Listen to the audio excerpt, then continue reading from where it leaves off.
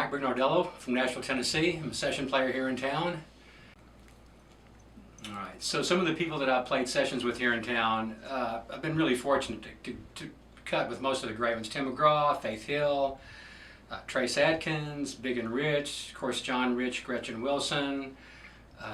Lately I've done a lot of new country artists, Lee Brice, Kip Moore, a lot of these sort of the new generation, really cool, talented people.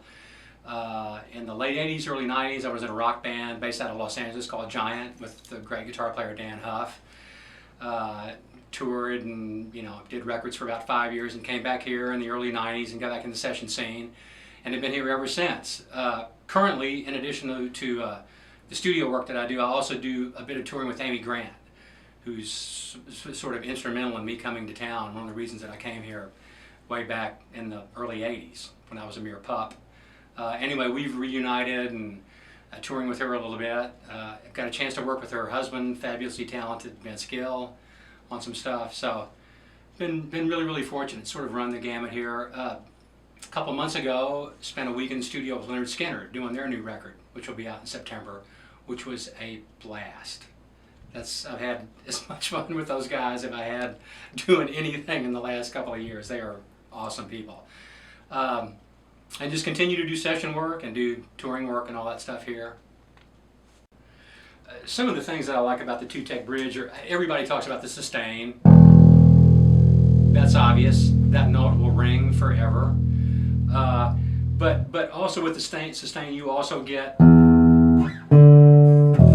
amazing clarity, no dead spots. The typical, the E flat, D flat on the G string, that's a no-go zone for most basses.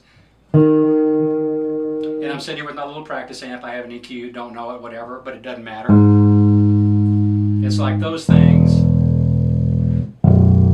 The B string completely focuses a B string on the bass. Every bass player knows the problem with those overtones that B strings cause, those strange harmonics they can generate sometimes. Not there, just the note, that's it, because of this guy. I think having the strings run through the body and getting this isolated like this finally makes the B string sound right for a change. So for me, it's not only the sustain everybody talks about, but it's the clarity. It sort of takes away those dead spots, and it's really imperative for that B string.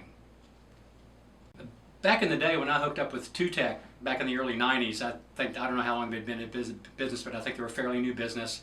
And it was all sort of an aftermarket thing. You had, your bass, your either problem bass or your favorite child, and you wanted a better bridge. So you would take it to them, have them install it, do the routing and all that kind of good stuff. And I think, and so it maybe limited a little bit of, you might not send, I know people like Vince Gill and stuff like that have sent their vintage instruments, but maybe you don't want to send your bass. But I think now, my understanding is that basses are being built with these on them right out of the chute. There's no aftermarket installation. I think Warmoth is doing it. Some other companies maybe are installing them right from the jump. So you don't have to take your favorite child and do anything with it, or you don't have to wait till you've got a problem bass before you do something. You can go and check these things out, and they are pretty amazing. A lot of people have said, once you play these things, it's really hard to go back. I know there's a local bass builder named Chopper Anderson who's just a genius on the bass and is building these incredible basses, and he's putting them in. It's just part of their thing. Like I say, I know Warmoth is doing that. So now you get a chance to go and check the thing out, ready-made, not aftermarket, not any of that stuff, ready to go.